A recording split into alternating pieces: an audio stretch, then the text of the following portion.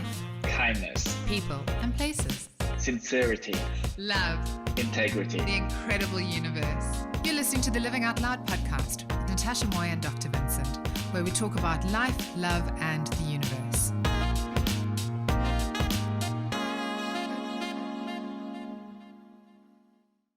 You're listening to Living Out Loud with Natasha Moy and Dr. Vincent, where we talk about life, love, and the universe.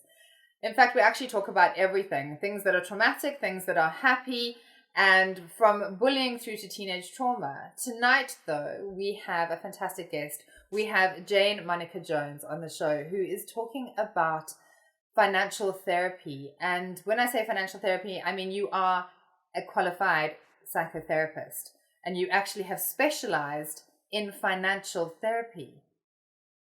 That right?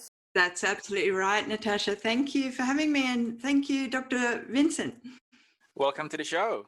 I never really understood that there was such a thing as a financial therapist. I mean, I know there's courses on how to be financially literate and courses on, how to do this, but to actually go to a therapist would never even cross my mind. And you didn't start out like that. No, look, I started in psychotherapy, so working with clients, issues about relationship, health, happiness, depression, anxiety. And then it was an area that really intrigued me. It's probably from my own kind of issues with money to certainly working with clients. It was something that would show up. And I got fascinated about it. In America, there's a lot of financial therapists. So we're really looking at the kind of issues and challenges and behavioral and psychological problems that we have with money. I was watching a TED Talk last night, which was absolutely fascinating. Every night I go to bed watching a couple of TED Talks to inspire myself to be a better person or to strive for my dreams or whatever it is. And I was watching one on what makes you happy. And they'd done a study on men from Harvard and men from a very poor area in America over a 75-year period.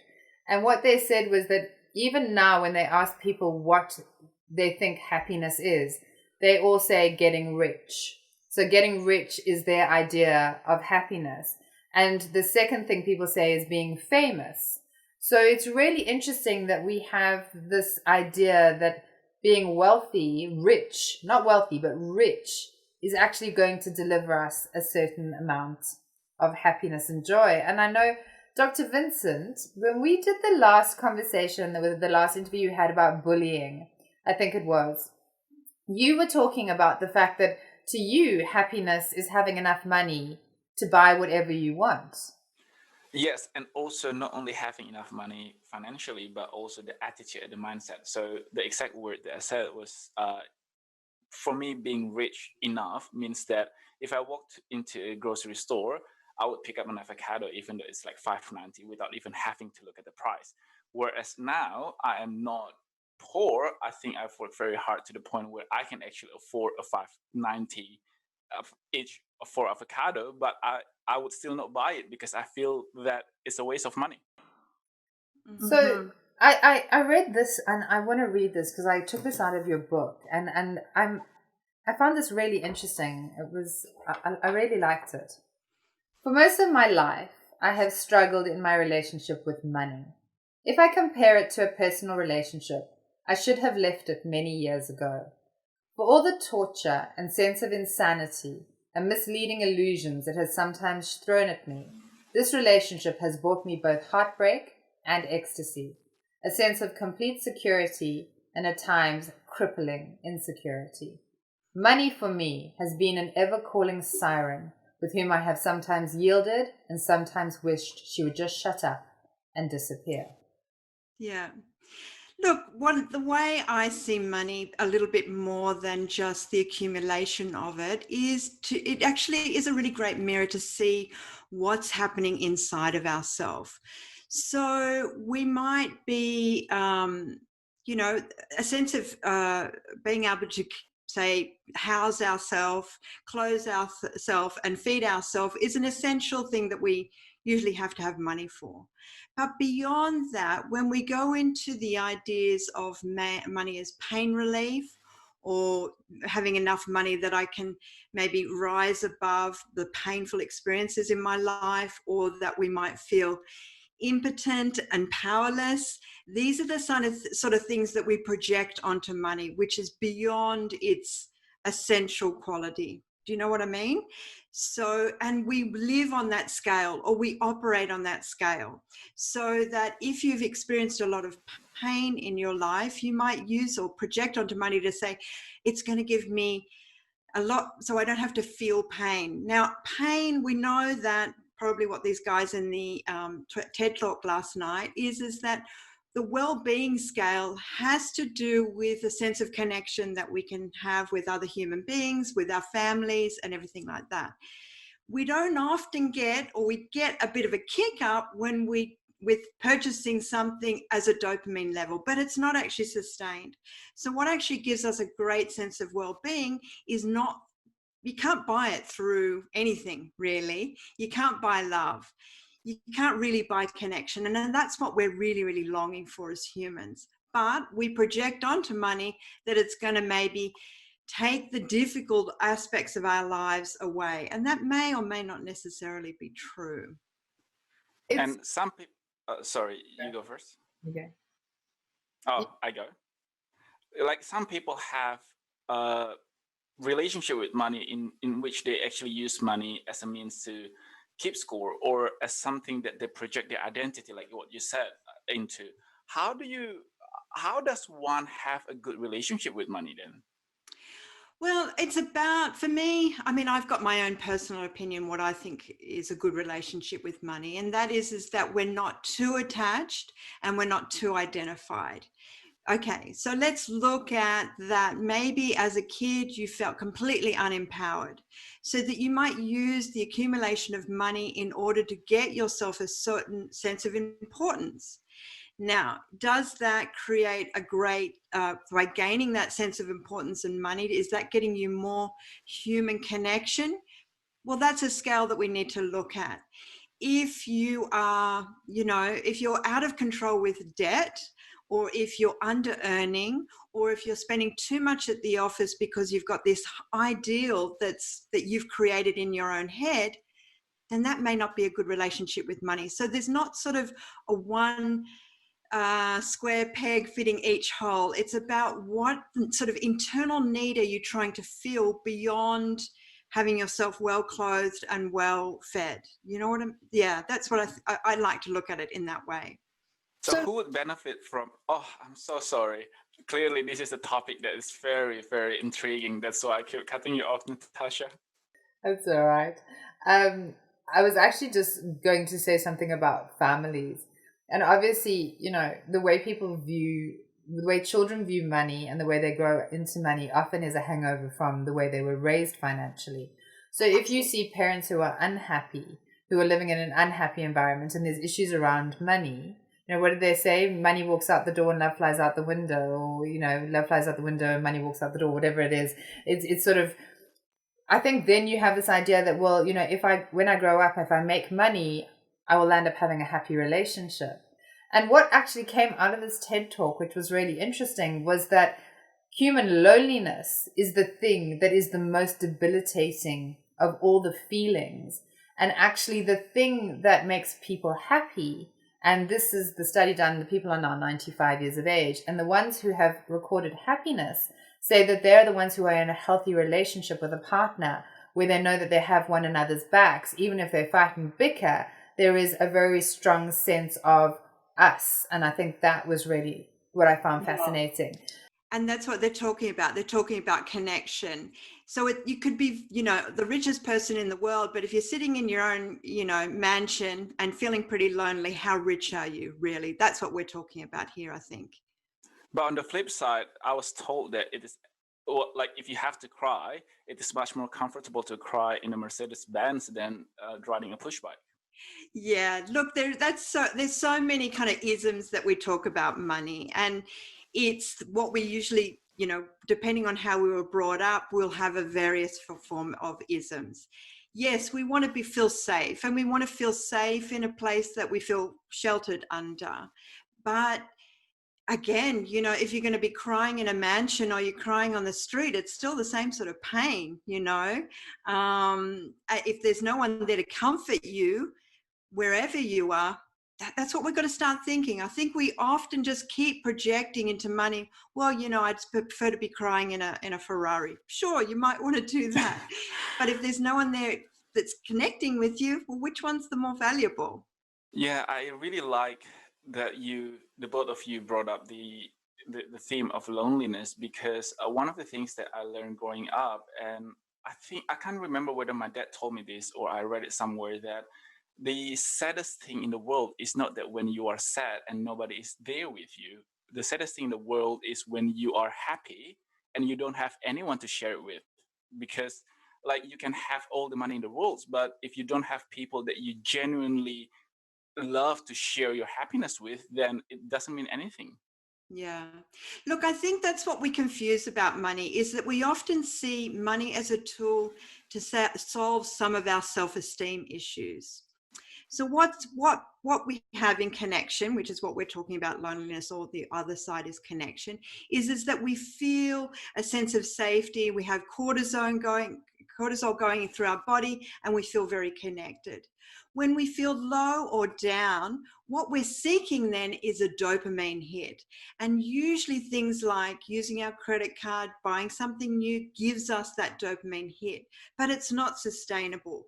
What happens though, say with gambling, issues with gambling, issues with, retail debt and overconsumption, is that we're just going for those dopamine hit after hit after hit, but it's not sustainable. So what I work with clients is that if they've got gambling issues, if they're, too much credit card, or if they're spending too much time at the office, is that sort of concept that, that takes people away from their family because they've got that set ideal of what they should have in their life.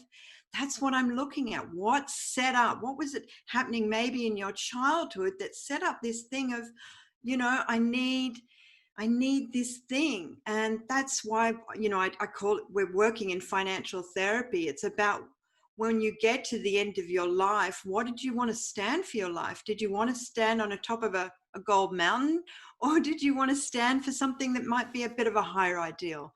And I feel, particularly in situations at the moment in the pandemic, where everything's kind of topsy-turvy, the value of things, where people are getting to spend more time with their family, we're starting to see maybe our values are set maybe in the wrong space, and this is giving us time to maybe set them in a different way.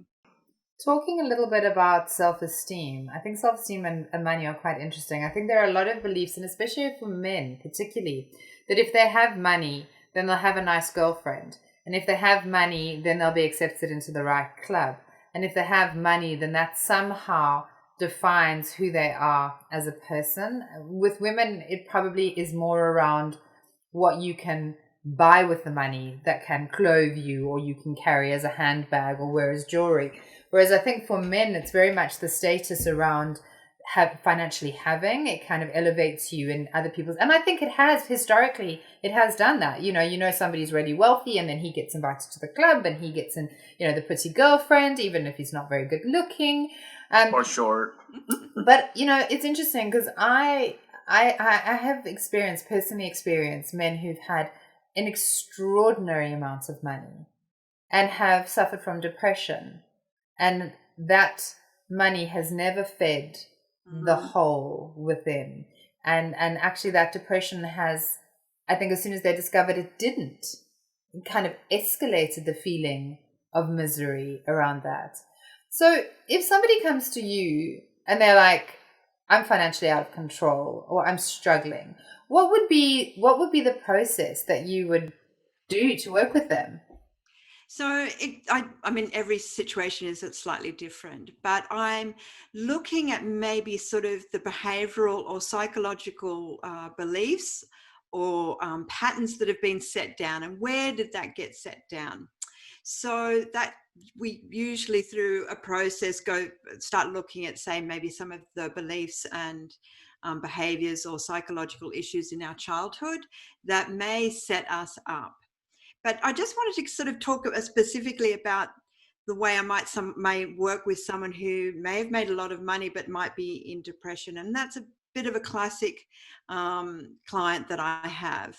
And what I not normally see with them, what's happening with them is a thing called childhood omnipotence. Omnipotence, did I get the word right? It's a hard word to get right. It is. So last century was a fabulous physician called Margaret Mailer, and she did studies on children where we looked at childhood omnipotence, which is the period between where we were very clingy with our mother and we started to individuate. We started to separate and start taking our first steps. In that period, we experienced this thing of childhood omnipotence. I am the center of my universe. I am really powerful. Look at me. I'm stepping, I'm making noise. I'm my own thing. In that period, we're starting to see that there was a lot of brain activity, a lot of high, a lot of great emotions and chemicals running through those little bodies. We have a memory of that, and we remember how extraordinary it was. And so when we get up as adults, that's what we're kind of looking for. And I see a lot of that kind of like, I want to kind of be completely powerful, right? And we project that onto money. We think that's what I'm looking for. That's what I want to get.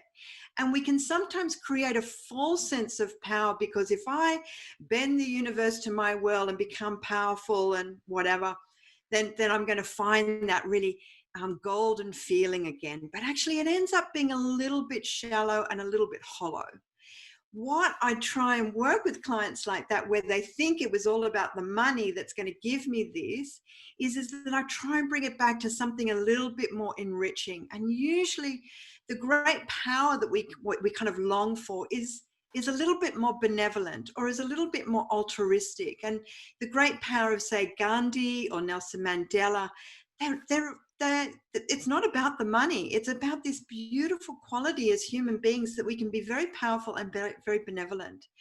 And so we kind of get, it gets confused in our system. We want to have that really longing for a great sort of powerful feeling, yet when we project it onto money, it's a little bit hollow. So how do we come back then and then maybe enrich our lives? And you know, that place where we might do a midlife crisis is calling for us to maybe create a bit more meaning to our life, which is what we're longing for. And that's where I get a lot of sort of male clients that come in that have achieved, and they end up coming into my practice for that reason, to get a bit more meaning to their life beyond money. Okay. So the first step of solving a problem is recognizing the problem. So what sort of indication and signs that someone has to look in their lives for them to then look for help that you provide in terms of their relationship with money or financial therapy and stuff like that? Yeah, look, I've been working in Australia for about 7 years, and my practice has kind of started to increase, because I think people are starting to go, you know what, it's not just numbers. It's not just about saving. It's about how I can't save, or it's not about, you know, maybe dropping $20 and not gambling. It's about the fact that I can't stop, or it's about that I'm spending too much time around from my family. And what is it? It's pain, basically. It's when we kind of go, I can't do it this way anymore. It's just not working for me, and it's not making me happy. And that's when people go into therapy, or that's when people say, I've got to make a difference, or I've got to do the tree change, or what's this all for? So really, it's when we go into a state of pain is when we can really, you know, kind of get a bit of self-awareness that maybe I need some help. And so some of the things I work with are gambling. Some of the people that are under-earning is what I see is a mental health issue. It has a lot to do with self-esteem, and a lot to do with self-confidence, and a lot of value, lack of self-value.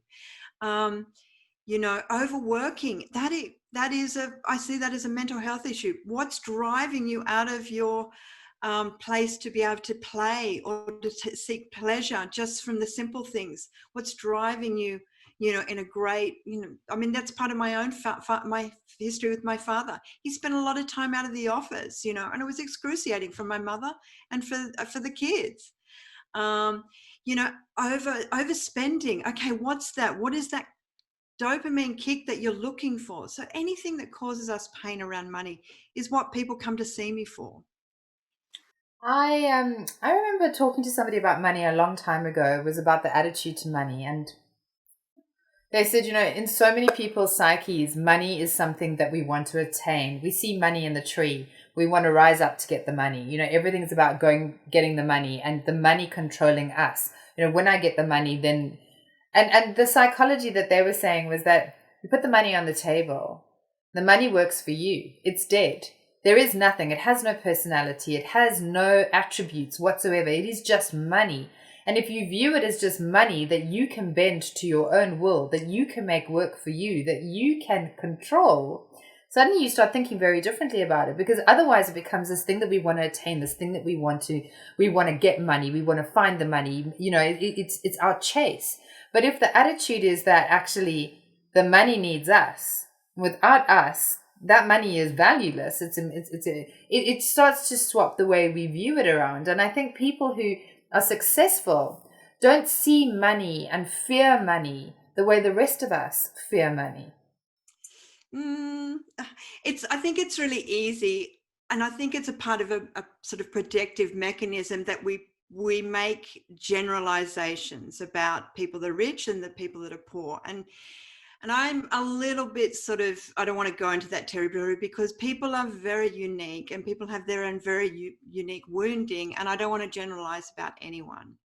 But I will say is that what we often do with money, and we do it with status or fame or other things like that, is we project a lot of ideals onto it. So we project that it's going to give us, happiness. We project that it's going to give me a sense of power.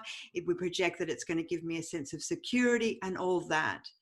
So, but there's that sort of thing that people often throw around, is that you can't be unemotional about money. Well, we're all emotional about money, because money is about survival. And survival, if we really confront our own sense of survival, we have a lot of fears about it. So let's stop kind of getting into this conversation about, let's not just, be unemotional about it. Let's actually say, yes, it's a very emotional thing, but let's see if we can be a little bit more compassionate, because this regard that it's unemotional takes us to that place that it's okay, well, it's just money, so it's okay that I, wipe out the rainforest, or it's just money, it doesn't matter that 100 people get made redundant. I think we need to kind of change the language or change the projection to say, well, actually, it's very important. It has to do with survival, and it has to do with individuals and their survival.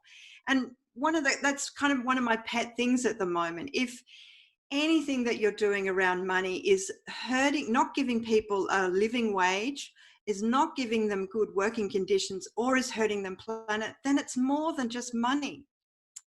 That isn't about money, though. That's about making money. And I think that's very different, because making money and money are two totally different things in my head. Making money is about attitude, and it's about you as a human being, and it's about a collective. Money itself is an emotionless thing. If you think about a $10 bill, it's just $10. It's a piece of paper. It's got nothing attached to it. You personally are going to attach a whole lot of things to that. And I think it's that collective thought around that. I mean, Dr. Vincent, you started a product, in a laboratory. It's a apple a day. It helps people with, their pain. And it's now in 900 Woolworth stores all over the country, which is a success story, and essentially means that there's a payday in that. But I don't think it was about the money. It was about helping people that started that journey for you. Yeah, I was very, very lucky, and still am very lucky, that I started the journey very, very young. And also at that time, money for me was not about survival, because I had everything that I wanted that I needed for daily lives and everything. And at the same time, the reason why I started the research was also to help my grandma, who was basically wheelchair bound because of the rheumatoid arthritis. So I was very lucky in the sense that I had different motivation, and I feel that given different situation, for example, if I were in my 40s and I have two kids to feed, I would probably not have that much of an altruistic motive. But in saying that, I also have to say that I've never been motivated with money. I am motivated with a good quality of life. Money is one aspect of the good quality of life, but at the end of the day, you can't hug success. You can't hug money. At the end of the day, you need to go home to to be loved, to feel warm, to feel wanted and needed. So I think while money is important, and like you said, Jane, that it is for some people, oftentimes it is about survival. I think it is just one aspect to making a good life. Yeah.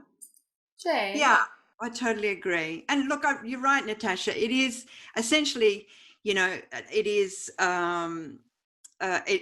It's just an object, but it's the projection that we place on it. That's what I'm sort of Absolutely, and I completely understand that. So, we've got people. You also work quite a lot with people who've come from domestic abuse environments.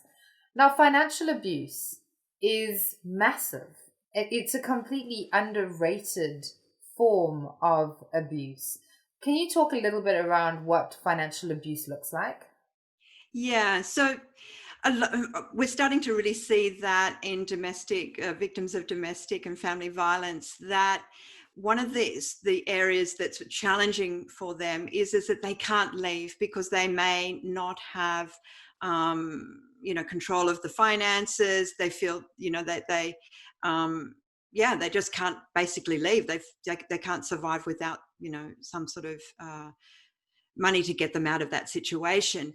And it starts very much not just as in physical abuse, but it's also about control. So that if, victims of domestic and family violence that may not have access to any funds, they may not have access to any of the bank accounts, so that they feel unempowered or unable to be able to leave from the violence.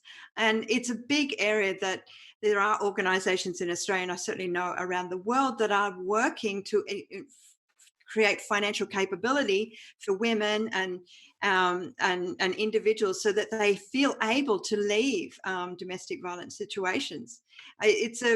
It's an area that I think, the more that I work in financial therapy, the more that I think we need to change a lot of the language. I see financial trauma where people,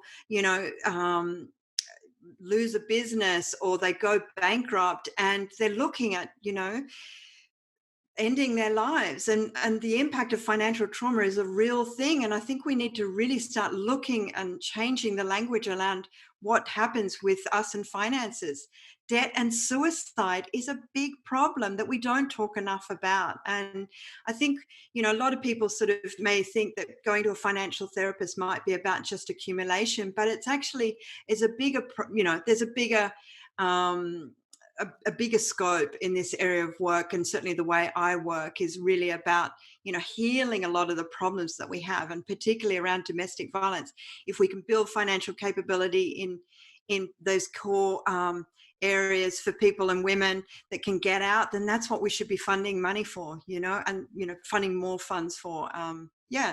It was interesting. I'm doing a program at the moment for money mindfulness, and I was talking to a bunch of women who were of a certain age group in their 50s, and they had kind of come up with the idea that, I remember that they'd kind of got to a stage in their life and they didn't hold the purse strings. They felt like they were supposed to be married off and that this wasn't part of their scope. So, there's a lot of area of financial education that needs to take place, a lot of financial literacy, but also financial well-being, knowing that we feel capable, both with mental health issues, that we can manage our own behavior and psychology with money. So it's a big area that I think we're opening up a little bit more to. It's interesting that you mentioned about financial literacy for women, because I was born and raised in Indonesia, and with that comes certain sort of kind of behavior as well as attitude when it comes to women, marriage, and money. A lot of people, a lot of women still think that their purpose in life is to get married, and they will stop their job for a marriage or something. But like Natasha said just now, financial abuse is a really, really big thing. And I I don't think a lot of people know about this kind of abuse, and yet it is present in 99% of domestic violence. As a financial as, as a financial therapist, what would you say, or what would you like to teach women in this case to avoid being in the situation where they are prone to being financially abused? Yeah. Well, this is where the financial literacy is knowing about, or financial education is knowing about things like what bank accounts there are, the kind of infrastructure around money, what savings accounts, what investment products, and that's our financial literacy or financial education. The other side that is starting to really be looked at is financial well-being, which is what are my habits? What's my mindset, or what's my behaviors or psychology? So you've got to really have both of those working. You've got to have financial literacy. You've got to know what sort of saving account or management product that I can have. And then I've also got to have a certain amount of self-awareness to see, well, where can I overspend, or where am I kind of a bit lazy with my budget or whatever. So both of those, we need to bring in. There's a big kind of push with the government at the moment around financial capability, but the way I'm seeing it, it's all about knowing what these investment products are or structures are. There are a lot of charities that are working in the financial capability space that are enabling people, women mostly in domestic violence issue, are working about what is your self-esteem, what is your boundaries, where is your, all that sort of great sort of healthy mental health things that we need to do in order to be financially secure or capable. That's what we're trying to teach as well. So both of them have to kind of really work. You need to know what are the sort of structural things, and then what are the kind of emotional things to do that make up financial well-being as a whole. One of the things I see often is, boundaries. We often have very soft boundaries where we might lend money to someone and then we don't, step up or find our voice to take it This is the back. topic that is very close to my heart.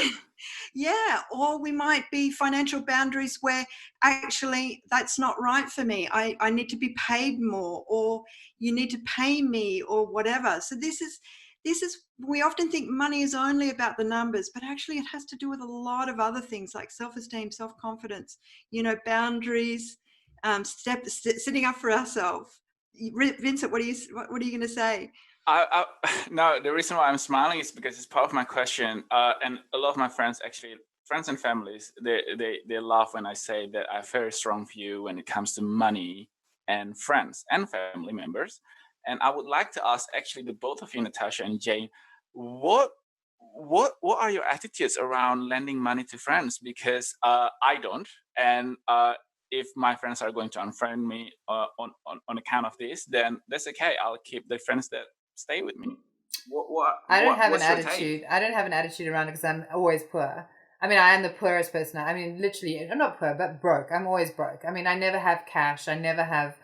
My financial situation is literally, I bounce between cobbling things together. I have an idea of what I want my standard of living to be, and then I kind of grab handfuls of different things to kind of push it towards some kind of reality. So if I have money, then I will give it to whoever's around. Literally, I'm quite happy. I have no problem with lending it, or if somebody needed it, I would be like, here you go. I don't have an issue, but I often don't have it. So if I don't have it, I can't lend it.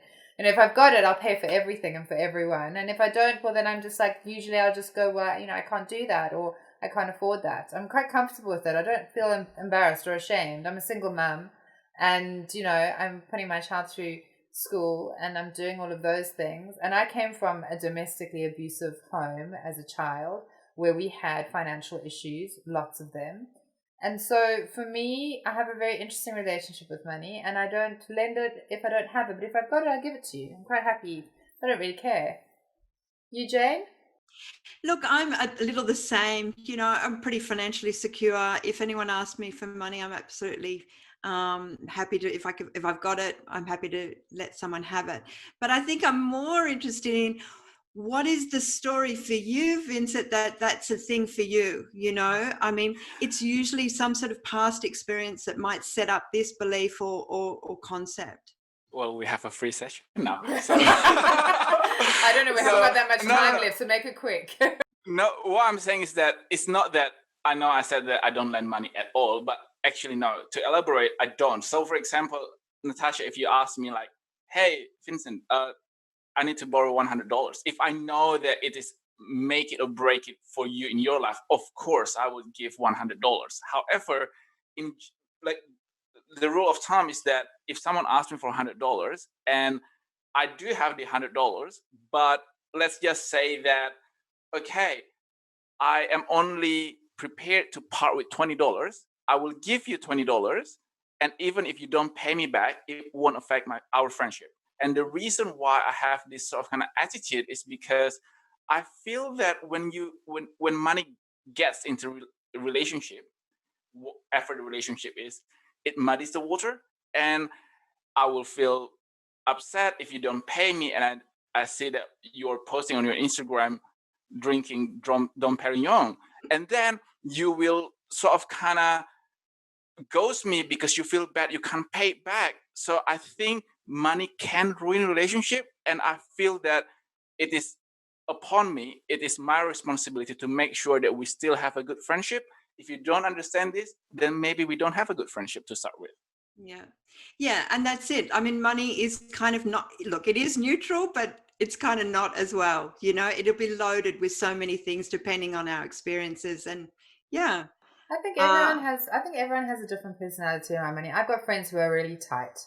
I love them. They're very generous in lots of ways, but they're very tight when it comes to their money. They're small sense people, and I've got people who are very big and very generous.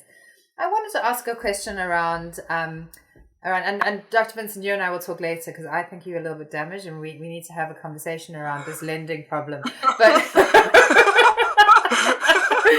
might also the just first step of recovery is recognizing that we have that you have a problem. And also I think maybe it's your age. I think as you get older you think, God, that's the least of my worries. I've got so many other bloody problems.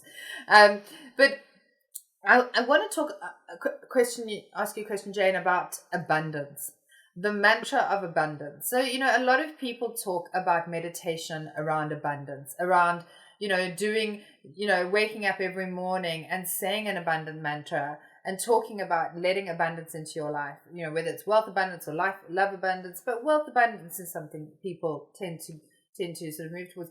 Do you think things like that work? Do you think they have the ability to change the cogs in your head around the way you view money? So I think it's a couple of things. So basically, we know from research that if you have a sense of gratitude, it has a little effect, maybe changing the outcome of a circumstance that may come towards you, but your general well-being will be different, meaning that you'll be a bit more resilient to be able to weather whatever is there. So if you practice things like, because I get this question a lot actually being in this space. So if you practice a lot of gratitude, you'll feel better about whatever, good or bad times. You'll just feel better generally.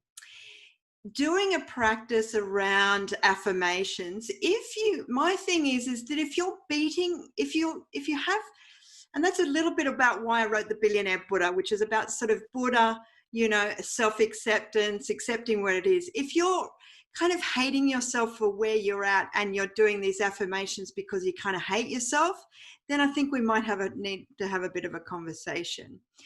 The other part is that we can sometimes, what I call, there's a wonderful book called Spiritual Bypassing, which is, again, written by a psychotherapist who looked at something in psychological practice when we're with clients, that there's sometimes when we feel overwhelmed by pain, we'll go into this, if I have my angels, then everything will be okay, because we feel slightly unable to be with painful experiences. So we go into this sort of spiritual realm as a way to kind of get out of pain.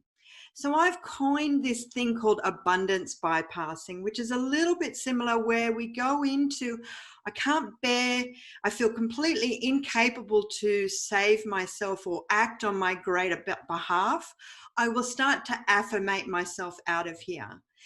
The catch there, though, is that we go into affirmation and we don't go into action. And so we're trying to be saved by this benevolent force, or this kind of godly force, but we're not actually acting for our own good. We might do that because we feel impotent in a way, or we feel powerless. And so I'm looking at it kind of in a psychological sense, that maybe if you're affirming or abundancing too much, is it because you're not taking action enough in your life? Is it because you're feeling powerless? And are you taking action? And what's stopping you from expanding or growing or feeling more empowered? And I know I'm not answering your question, no, but you it's are. a bit of a spectrum. You actually, no, you are answering the question, because you've kind of, I think, been quite clear. Yeah, and I love it when our guests is actually segueing themselves into our favorite question of this series, which is the question from both Natasha and I will ask the first part, the better part of the question. So you're talking about gratitude, and we are always very curious to ask our guests, what are you grateful for today? You know, I'm actually grateful for the work that I do. You know, because I think, look, I came along this work because, as I said, it's the way you started out, Natasha. I have been totally broke, and I've had lots of money, and then I've lost it all. And it's been part of my wounding, really. But it's also because I've been so devastated by it in many ways, it's also built who I am. So it's a kind of funny thing. I'm a really great believer that often the part that's most broken is the part that you can offer the world. And that's been my thing with money, and certainly, you know, on a deeper issue, this sense of survival. So for many years I was very lost, and I didn't know what I was meant to be doing in my life.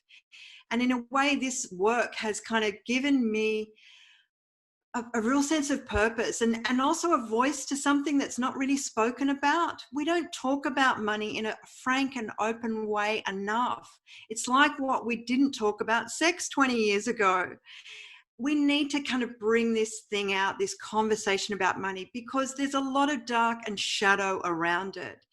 As I said before, my big thing at the moment, if anyone in your supply chain is not being paid a living wage, or is not in good working conditions, or it's affecting the planet, you got to get out of that business. You got to stop making money in that way. We've got to start. This is the Me Too movement of, you know, money. Like, what is it that we need to, some of the darker areas that we're talking about, Epstein, the whole thing around that, you know, a lot of money, people doing some pretty terrible things with it. This wounding needs to come out, and I think it needs to come out soon, because we need to, you know, people are really hurting on the planet, and the planet's also hurting. That's my 2 cents. That's what I'm grateful for. This work. I'm going to ask you another question just now, but I follow an organization called Our Rescue, which is an American organization that rescues children from slavery, particularly from sexual slavery. And we're talking about infants up until, you know, teenagers. It is one of the most extraordinary organizations I've ever been witness to. And what they experience is horrific. Sexual slavery for children is growing at a rate faster than any other industry, faster than the drug industry. Because as he was saying in his interview yesterday, and I know this is very depressing stuff, but he said, you know, a child can be sold 10 times a day. You can only buy a bag of cocaine once. And so there are 10 million, I think, don't quote me, but there are 10 million children who are in slavery at the moment around the world. And America is, interesting enough, the biggest purchaser. So when you look at how people are money making and what they are doing and how they are using human beings, other people, to profit from, it is so desperately depressing. It is so sad that people are using, you know, those things. I mean, the other question we ask is, what are you frightened of? And to some degree, I think your gratitude almost flows into your fear. Yeah. Jane? Yeah. Look, it is. I mean, that thing around, the devastation of having to sell your child because you're trying to feed maybe the rest of your other family is just so poignant about how toxic this thing around money can be. It's about survival. And until we can really have a bigger conversation, until we can look at our own kind of motivations, our own wounding, our own blind spots as individual, like any sort of form of self-awareness in order to be the change you want to see in the world, we got to start at home. We need to just open up this conversation about saying, okay, well, why is there structural things in our society that the rich don't get taxed enough, and that the poor are suffering the way they suffer, and that they have to tragically go to extreme means to survive. We can often sort of blame that, say, how could a family do that to their children? Absolutely, it is horrific. But when this is the nature of our society, we have gravely poor people and we have extremely rich people, and it's totally messed up. I haven't got the solutions, but I want to kind of talk about it in a very frank way. If you want to make trillions of dollars, I'd say why? Why now? If it's hurting anyone the way you make your $1 trillion, why? It's crazy for me. I mean, there's a big kind of conversation, or certainly on the feed that I'm looking at the moment, is that Jeff Bezos, he'll be the first trillionaire. That shop has a lot of slave labor in it. If you've got a shop front, you've got to be making sure that no one's being hurt in your supply chain. I know I keep saying it, but this guy, there's people that are being unfairly treated through his shop, and he's making a lot of money out of it. And we need to, as individuals, as consumers, say, that's not good enough for me. I'm not going to buy from Amazon anymore because of this. So you're basically saying that, similar with superpower, with great money comes great responsibility. Exactly. There have been so many incidences of that. We actually need to come to the end of the interview because we've run out of time. But I was watching something on Wells Fargo and the way that they've been sort of stealing from these small, poor people, mostly people who can't speak English, in America, and how they've had a huge amount of court cases there around that. We've also had, in Australia, we've had our problems with the banks and, the mortgage problems, and sort of pushing people into financial ruin that are unable to really think about it. And I know it sounds really strange, but I often say, one of the biggest problems with obesity has to do with eating out and take out food, because people abrogate responsibility. So when you go to a restaurant and you get a huge plate of food, your assumption is that that person in the kitchen has thought about you. They prepared the food lovingly. Therefore, what's on the plate should be eaten. It doesn't matter if it's too much. It doesn't matter if it's too big. You're going to eat that food because it's been given to you by someone else. Same thing with the bank. You assume the bank loves you. The bank cares about you. Therefore, whatever they present you with, you assume is there for your benefit because they must have thought about you. And I think there's a real idea around all of those things that actually you have to push back. You've got to say, well, actually, I'm going to take responsibility for the way I eat and how much I eat and where I put my money and where I put my love and where I put my boundaries. Because ultimately, at the end of the day, it really does stop with each one of us. Yeah, absolutely. You've said it absolutely beautifully.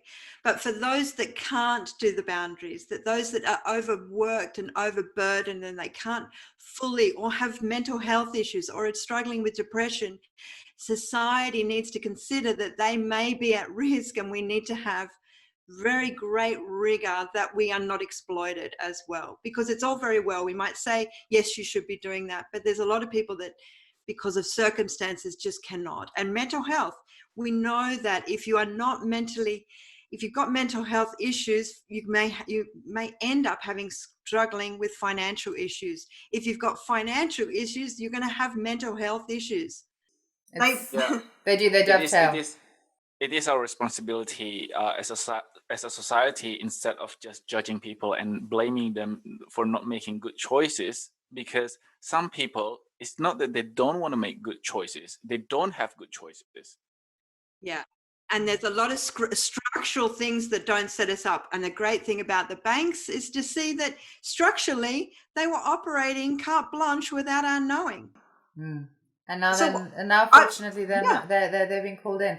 Anyway, we've come to the end of this. I'm sure that there's a conversation and a conversation and a conversation, and we could go off in tangents on every single different path.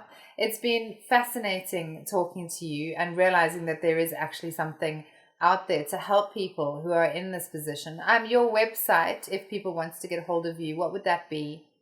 JaneMonicaJones.com, and you can find my book, The Billionaire Buddha. I did have a look at that. Yeah, I had a look at that. But I don't think, Dr. Vincent, you need the book. We just need to talk about your lending money attitude. It's fine. We'll workshop that together. Jane, Thank you so much. Dr. Vincent, thank you so much. You've both been phenomenal. Dr. Vincent, your questions are always great. You're such a great co-host. Jane, you are now officially a Friends of the Show. So that's Dr. Vincent's coining, the Friends of the Show.